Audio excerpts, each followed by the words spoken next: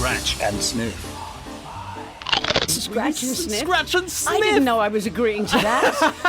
I thought those days were over. Well, Doctor, what was that? I just soiled myself. To be absolutely frank, I mean, Margaret Thatcher was a big influence on me when I was growing up. She's a big influence on a lot of people. Well, indeed. In different ways. Some good, and I appreciate others not. I really enjoy working in small theatres. I don't like the huge, spectacular shows. You know, I quite like to see the audience. I like to have that contact. The whites of their eyes. Yeah, not quite, not quite. Did you feel that Russia brought something positive to Afghanistan? Oh, definitely. I wasn't restricted as a girl from school. I wasn't restricted of what I wanted to wear. So it was definitely a positive time. But obviously behind the scene and in politics, a lot went on and a lot of people didn't like the way Afghanistan was working.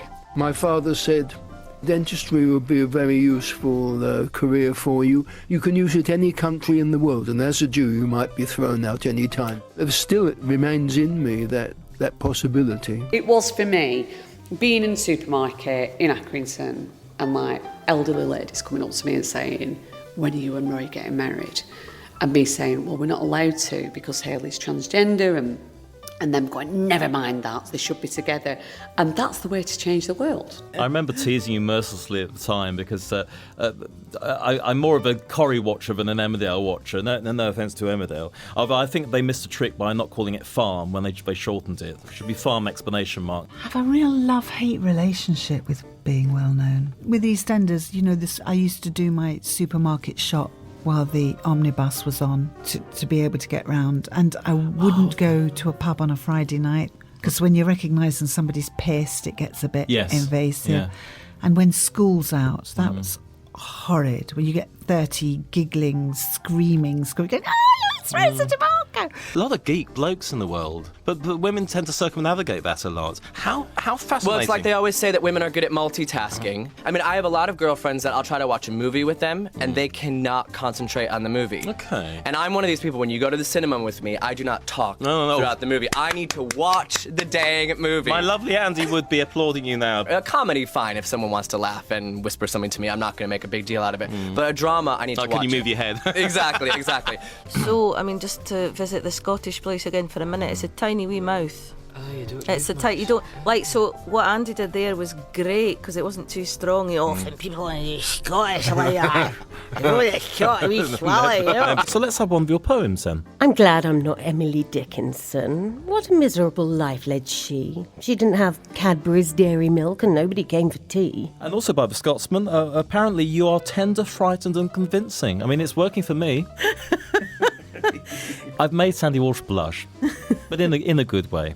How about we play one of the biggest Australian gay anthems in the last few years? Is he doing the accent? He's doing that. This is Zoe Badwi and TV Rock with Release Me. Sorry, I didn't get any of that. Something about Rolf Harris. Zoe Badwi. Sorry, Zoe who? Zoe Badwi. Bad wee. I never thought about that. How do you do a good wee? It is B-A-D. I must admit though, when I have Barocca, which is like a vitamin drink, you do have a very bad wee. It's all orange. Yeah, you get sort of Judith Chalmers having a wee then. Kylie, you have worked with Kylie, haven't you? We did do a remix for Kylie. Unfortunately, it got turned down. Oh right. Well, more fool them, that's what I say. Sugar Babes. Did you work with the Sugar Babes? No. Oh, where did they get that from? Right. I'm not 100% sure. Kinky might have worked with the Sugar Babes before. No, right. I'm not sure. You wouldn't bother now, would you? So, and did you write a Torchwood television as well as a? Yes. You see that I haven't got it in my little notes here. I'm gonna slap my assistant. I'm pretending I've got assistants actually. Yeah. And Yvette on Hello Hello with the original cast. Well, that was because what was that darling about? Michelle, Vicky Michelle. Did you put some soap on the stairs or something? No, because it's not my role, please. No. But I had actually worked with Gordon Kay on another play, which was called something or other. Whoops, there go my bloomers. No, it was actually a bit better than that. I went on Breakfast Telly the other day and they showed all these clips, and I found myself feeling a bit. Not upset, God, that would be pathetic, but like a bit sort of like, wobbled by it. And I had to try and explain to him that I'm not like crying at my great acting. Look at me being so brilliant in my death scene or whatever. It's about watching Hayley, who's this person that I loved, who I kind of killed. Yes, you did. And I feel, and what that's done to Rye, I feel responsible. I'd say about this film is it's perfect to take someone on a date to, because you don't have to talk to him. Yeah. Did you do the old yawn, arms around the back, creeping down the front? It was very tempting. I'm doing a bra. Sliding the bra out of her top, yeah.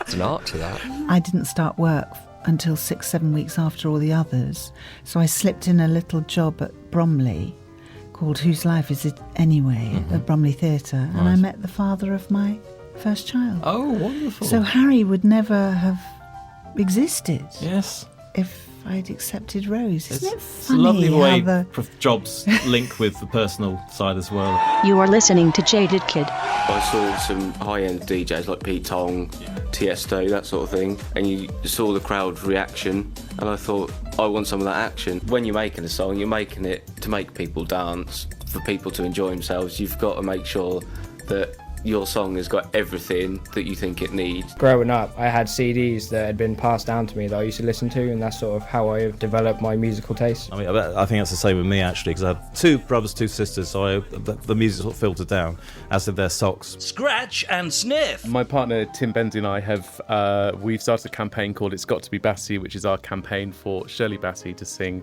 the next Bond theme.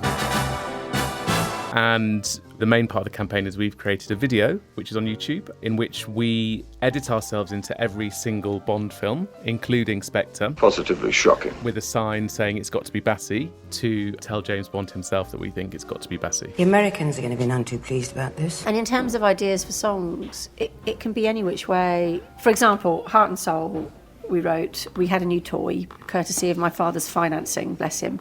And we had this new state-of-the-art keyboard that had an inbuilt sequencer. So Ron starts messing around with the sequence and he's pressing buttons, and the next thing we've got dum, dum, dum, dum, dum, which is the bass line to Heart and Soul. In my first TV commercial, I played Jacqueline Bisset's, younger sister, in a commercial for the Egg Marketing Board. Okay, go to work on an egg. Absolutely. Yes. It's a great way to travel. We work to try and prevent people from becoming infected with the virus. Sure. We also work with people who have had an HIV diagnosis to come to terms with it, to live well and get the most out of their health and their medical treatment. It sounds like all this costs money, Catherine. How are your budgets these days with a recession, and what do you do to get the money in to be able to keep your places open? Most voluntary sector agencies, like ourselves, have to rely on a huge array of different funding options, from local authorities sometimes to help with social care services. We also look to major trusts and grants like the Big Lottery Fund, and we also rely hugely on personal donations and fundraising as a charity. That's a huge part of our work. If the radio's dull in the neighborhood, who you gonna call? Nick Randell. And it went to number 1 in the club chart, and out of it Matt called me up personally and asked us if we wanted to perform at the Royal Albert Hall with him. And he said, I'll think about it. Oh, no. I went out and bought a £1,000 pair of bling bling headphones and a £1,000 suit. So I jumped at the chance. You know, not many DJs can say they can perform at the Royal Albert Hall. So that was brilliant. It was a big gig.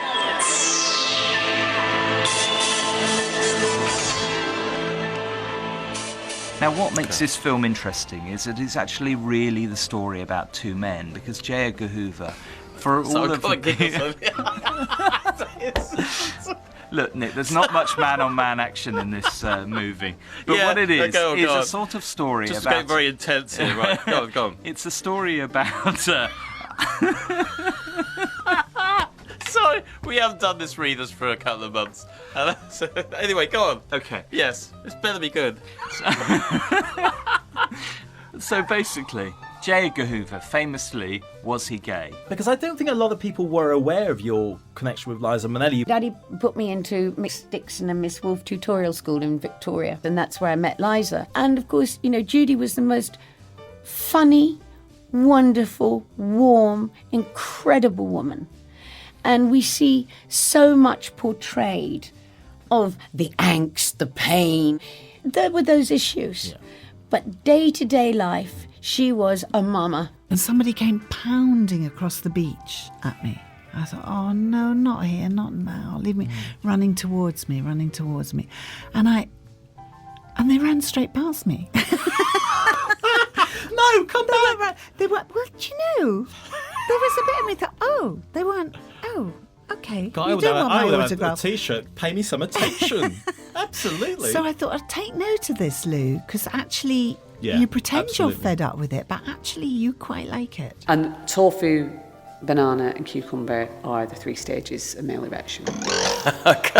I see you as an icon and a national treasure, my darling. It's really sweet of you. Other people might think, oh my God, when are they going to die? You know.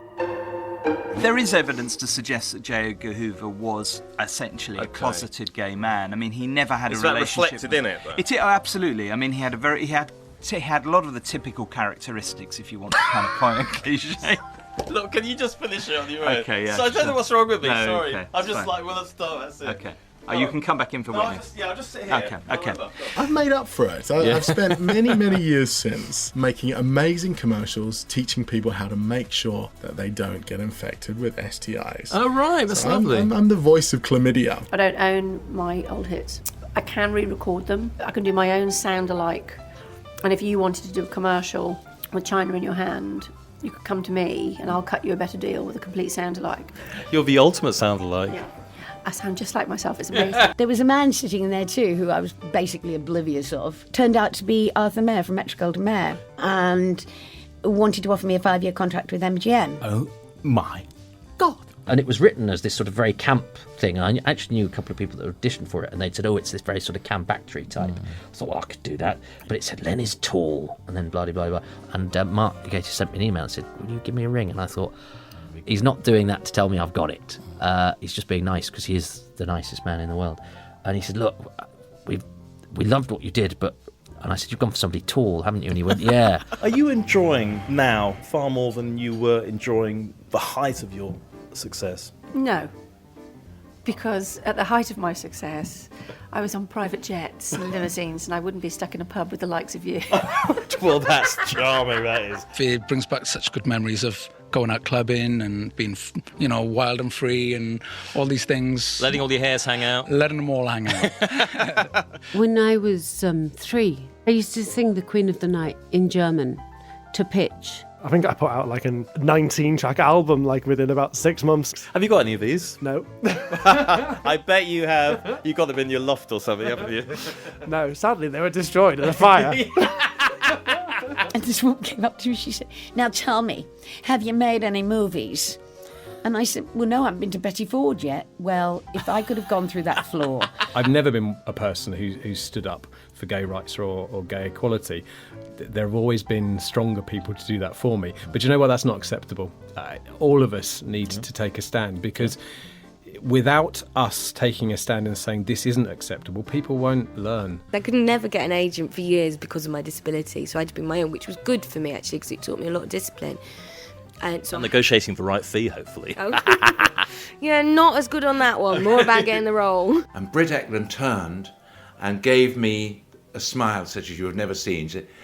And I got this wonderful, utter, total attention until she realised I was absolutely no use to her whatsoever, and it was all turned off as though the light was... Oh, no! It did make me laugh. And I had a terrible problem because my Hamlet kept treading on my very pointed toe shoes, you see. So I had to keep trying to leave the stage. But of course I couldn't because he was on the foot. And then there was a guy who was supposed to shout something from the wings and he didn't come on. And I, very quick thinking, because I've got a very deep voice, I rushed off to do this old character who actually was still in the toilet. Okay. And I went off and and the line was, give me some light. And then I ran back on as Ophelia. So the review came in the next day. The first Ophelia to start out mad and go slowly sane. And I just think actually that if you don't have older actors and older actresses, you're not really getting a view of a balanced society. By hook or by crook, I ended up meeting them in their hotel. The words breaking in are so vulgar.